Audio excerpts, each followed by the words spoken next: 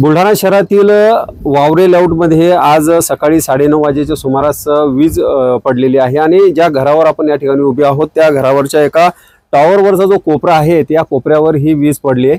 आपण या ठिकाणी बघू शकता ही वीज किती जोरदार होती की पक्क जे बांधकाम होतं ते बांधकाम अक्षरशः फुटलंय आणि त्या ठिकाणी जे आहे काचा आहे टॉवरची ती देखील फुटलेली आहे आणि हे जे त्याची जी दगड होती विटा ज्या होत्या त्या एवढा ब्लास्ट जोरात होता की ते जे विटा आहे जवळपास 100 ते 200 फूट या ठिकाणाहून दूर पडलेले आहेत आणि प्रत्यक्षदर्शींनी देखील याला बघितलेलं आहे। त्याच्यामुळे त्यांचं देखील त्यांच्या मनात जे आहे ती मोठ्या प्रमाणात या विजेच्या संदर्भामध्ये भीती निर्माण झालेली आहे आणि आज याची पाहणी करण्यासाठी तलाठी आहेत राजपूत साहेब ते देखील या ठिकाणी आलेले आहेत। यंदे साहेब ज्यांच्या घरावर वीज पडली ते देखील आहेत। नेमकं काय नुकसान झालेलं आहे ते आपण त्यांच्याशी जाणून घेऊया आणि पंचनामा केलाय त्या पंचनाम्या संदर्भात देखील आपण राजपूत साहेबांशी जाणून घेऊया।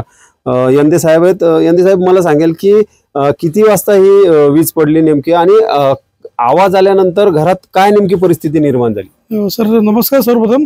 आणि सकाळी आम्ही 9:30 रोजचेच कामकाज सुरू होते घरातले तर आम्ही सकाळी 9:30 वाजता एकदम आवाज आला तर आम्ही एकदम सर्वजण घाबरून गेलो कसं आवाज आला बाहेर आला म्हणजे खूप जळा म्हणजे घराच्या बाजूलाच एकदम टॉवरवरती वीज पडली होती आणि प्रकाश आग्नेसारखा नाही का पूर्ण आगच एक प्रकारची नाही का 20-15 फुटाची नाही का तसं एकदम घाबरलो आम्ही बाहेर आलो नंतर बाहेर बघितल्यानंतर आम्हाला ते टॉवरचं फुटलेलं दिसलं आम्हाला आणि आमचे शेजारी गवई साहेब आहे पवार साहेब हे शेजारी असल्यामुळे हे सर्व बाहेर आले आणि मी सर्व पाहिले शेजारी बाजूला आमच्या पूर्ण घरातले ते टावरचं पूर्ण विटा या पूर्ण खाली पडले होते काच फुटले होते घरातले उपकरण जळाले होते आणि लाईटही जळाले होते त्यामुळे आम्ही सर्व एकदम घाबरलो होतो। सर्व लोक उपस्थित झाल्यामुळे वीज सुरळीत करण्याकरता त्यांनी प्रयत्न केले। तर या ठिकाणी जे आहेत यंदे साहेबांचं मोठ्या प्रमाणात जे आहे ते घरगुती इलेक्ट्रिकचे उपकरणं असतील त्याचं मोठं नुकसान झालेलं आहे। पंचनामा करण्यासाठी तलाठी आलेले आहेत त्यांच्याशी बोलूया। सर आपण या ठिकाणी आलात पंचनामा केलाय काय नेमकं नुकसान झालेलं आहे काय सांगा? यंदे साहेबाच्या घरी 9:30 ते 10 दरम्यान जी वीज पडली त्याचा पंचनामा करण्यासाठी मी इथे आलो असता त्यांच्या घरातील संपूर्ण इलेक्ट्रिक फिटिंगचं नुकसान झालेलं आहे।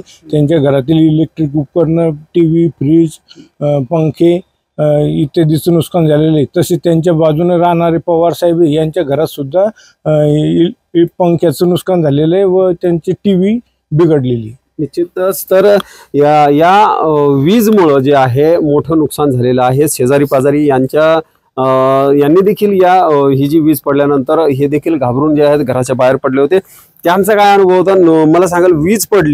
वीज पडली त्यावेळेला तुम्ही घरात होतात का? नेमकं काय वाटलं त्यावेळेस आणि कसं तुम्ही एकमेकांना सहकार्य केलं त्यावेळेस? मी वरती टावरवरती होतो त्यावेळेस वीज पडली तर एवढा मोठा आवाज झाला की ज्याप्रमाणे एरीमध्ये ब्लास्ट घेतात त्याच्यापेक्षा 10 पट मोठा आवाज होता त्या विजेचा आणि बाहेर येऊन पाहत होतो त्या टिनावर आमच्या एकदम दगडाचा आवाज आला धडाधड धडाधड ते विटाचे तुकडे और ते सिमेंटचे तुकडे माझ्या टिनावर पडले त्या टावरच्या त्यामुळे एवढं घाबरलं की बाहेर काय झालं म्हणून आम्ही सगळ्यांनी धावपळत सगळे लोक बाहेर गोळा झाले। त्यावेळेस कळलं की यंदे साहेबाच्या एका कोपऱ्यावरती मोठा कोपरा खचलेला आहे आणि ते तुकडे माझ्या टिनावर टावरच्या टिनावर येऊन पडले आणि आजूबाजूला सगळेजण मग बाहेर आले। ते कुलदीप पवार आमच्या बाजूला त्यांचे बी विजेचे उपकरण बंद पडले तसेच यंदे साहेबाचं पूर्ण विजेचे उपकरण व त्यांच्या घरातील इलेक्ट्रिसिटी पूर्ण जळून खाक झालेली आहे आणि त्यांच्या टावरचं देखील मोठ्या प्रमाणावर नुकसान झालेलं आहे। निश्चितच शेजारी आहेत ते देखील या ठिकाणी होते त्यांच्या बाजूलाच या ठिकाणी राहतात।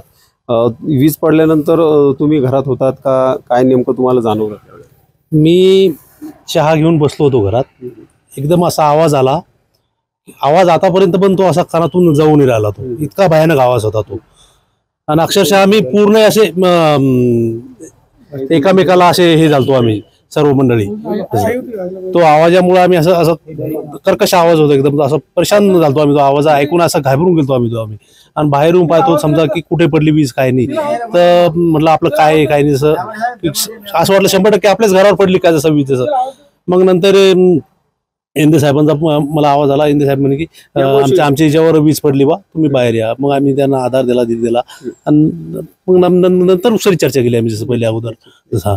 निश्चितच. तर पुरुष मंडळी जशी या ठिकाणी घाबरली, तर त्यावेळेला जे आहे महिला देखील होत्या. ह्या आजी ज्या आहेत ह्या आजी घरात होत्या. आजी, वीज पडल्यानंतर काय एकदम जाळ झाला, काय भीती वाटली, कसं तुम्हाला त्यावेळेस रिएक्शन झालं, काय? भीती वाटली म्हणजे एकदम, म्हणजे मी स्वयंपाक करत होते, मला समोर एकदम आवाजाला मोठा जाळ दिसला समोर. त्यांच्या घराच्या भिंतीला जाळ दिसला जोडता. आणि मी अशी उंच एवढी उडली, एकदम भाजी पण जात होते मी, पण अशी एवढी उंच उडली एकदम बसली मग खाली, असं झालं. निश्चितच.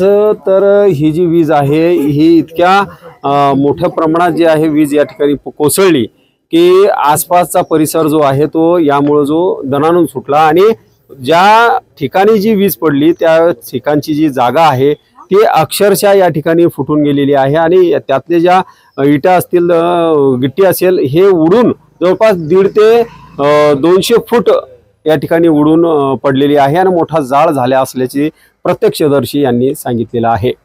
दीपक मोरे, नवराष्ट्र, बुलढाणा.